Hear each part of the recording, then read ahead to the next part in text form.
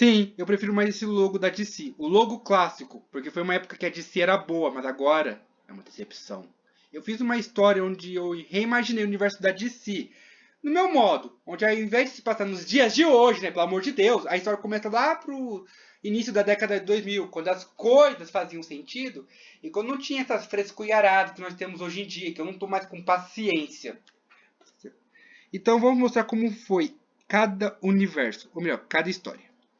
Aí o primeiro ano se começa no ano 2000, um bom ano para fundar a Liga da Justiça, onde primeiro temos o Superman, Batman, Mulher Maravilha, o Flash, Barry Allen, que tem que ser um velho, né? Lanterna Verde, Hal Jordan, que eu optei por ser o mais jovem entre eles.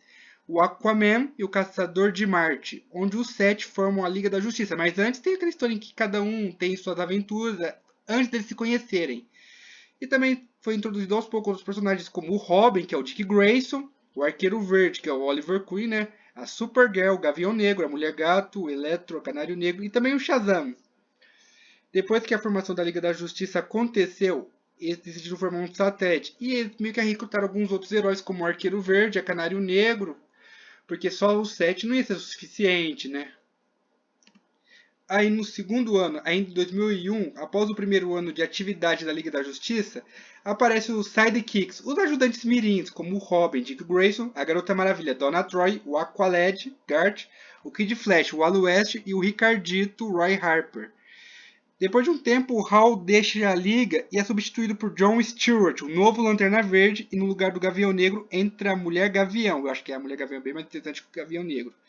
E tem aqui alguns outros heróis também, que são só recrutados para serem membros reservas, onde só pode participar de algumas missões raras, mas a fixação sempre é com os sete fundadores, mais o Arqueiro Verde, a Canário Negro, o Electron e a Mulher Gavião, obviamente. E é claro que também tem outros personagens que eu coloquei, como o Raio Negro, que é importante, o chefe Apache, que está ao lado desse cara de armadura verde, que é o Samurai Wind Dragon, que é aquele samurai lá dos Super Amigos que eu dei uma armadura bem da hora para ele.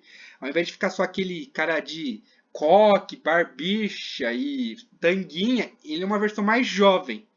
E bem mais moderna, tipo um Tokusatsu lá de Super Sentai. É, eu tava inspirado.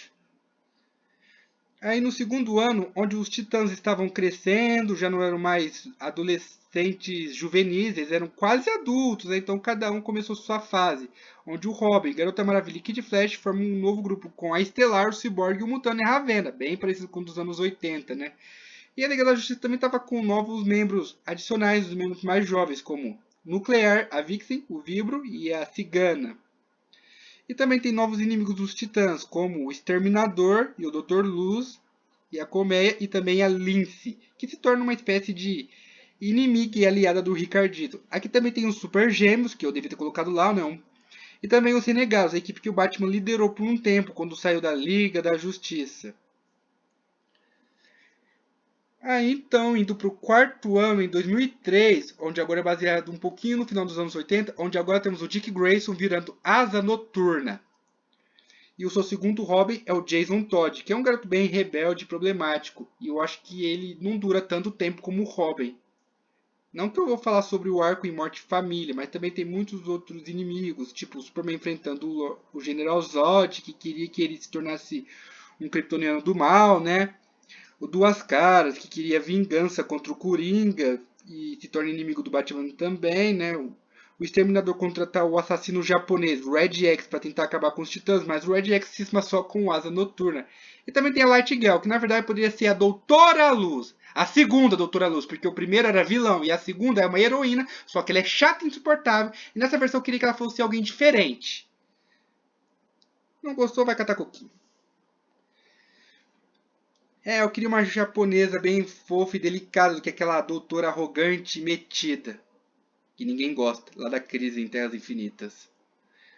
E é claro que a formação dos titãs originais não deu muito certo, porque, tipo, não é que não tenha dado certo, mas é que nem todos iam ser sidekicks pra sempre, porque nesse arco o Barry Allen se sacrifica. E o Wally deixa de ser Kid Flash e fica abalado com a morte do tio. O Gart é desaparecido, pois depois que o Aquaman foi dado como morto numa batalha contra o seu irmão lá em Atlantis, onde dessa vez o Aquaman consegue salvar sua esposa e seu filho, ao invés de perder o filho como nos quadrinhos, né? O Aquaman não perde o filho nessa versão, mas ele perde a mão esquerda logo. E é dado como morto, mas ele sobrevive, vai. E também a Garota Maravilha, a Dona Troy, ela perde seus poderes e memórias e não é mais uma heroína. E nesse caso também tem o Jason Todd, que é brutalmente espancado e assassinado numa explosão pelo Coringa. Isso explica porque que tá com um pé de cabra. E aí, então vamos pro ano 5, que é bem baseado num arco mais sombrio da DC, que é os anos 90. Onde nessa versão a Batgirl é baleada pelo Coringa, o Tim Drake já começa com um novo Robin, embora o Batman ainda não tenha aceitado ele como Robin titular, né, pois ele ainda é muito novo.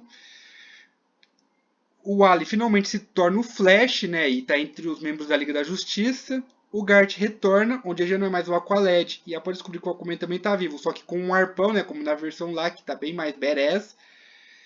E a caçadora forma um grupo com a Canário Negro, chamada As Aves de Rapina.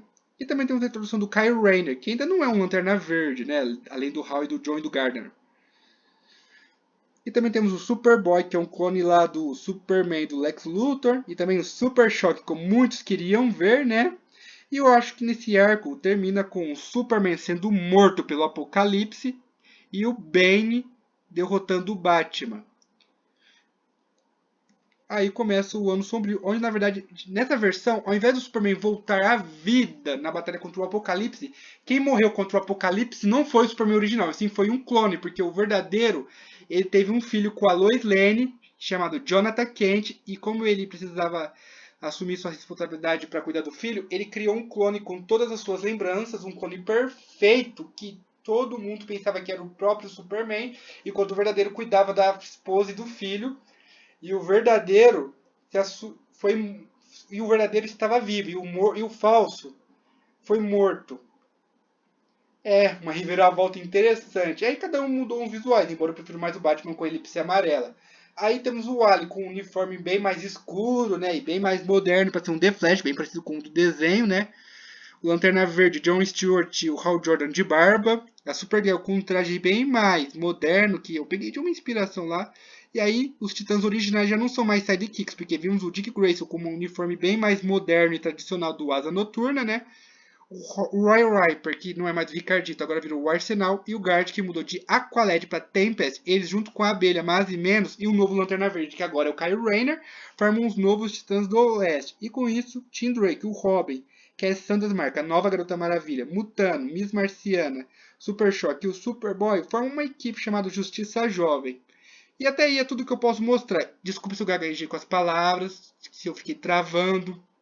É que é muita coisa para processar e falar, né? Porque eu não sou muito bom com palavras, mas eu sou bom em demonstrar como eu preferia que fosse esses universos da DC. E eu espero que o James Gunn faça isso. E eu acho que ele não vai fazer não, porque eu acho que pro Gunn só o Superman tem que ser jovem. Mas, na verdade, ele quer que até o Barry Allen seja jovem, mas o Barry tem que ser velho, ele tem que ser um quarentão, um cinquentão, pra ser tio de um adolescente, porque faz mais sentido o Wally ser o Flash jovem na Liga, não o Barry. Por isso que eu não gosto do papel do Ezra Miller no filme da Liga da Justiça. Enfim, espero que vocês tenham curtido a minha ideia sobre como eu poderia fazer a DC Comics. Eu explico com mais detalhes nos comentários, quem tiver interessado.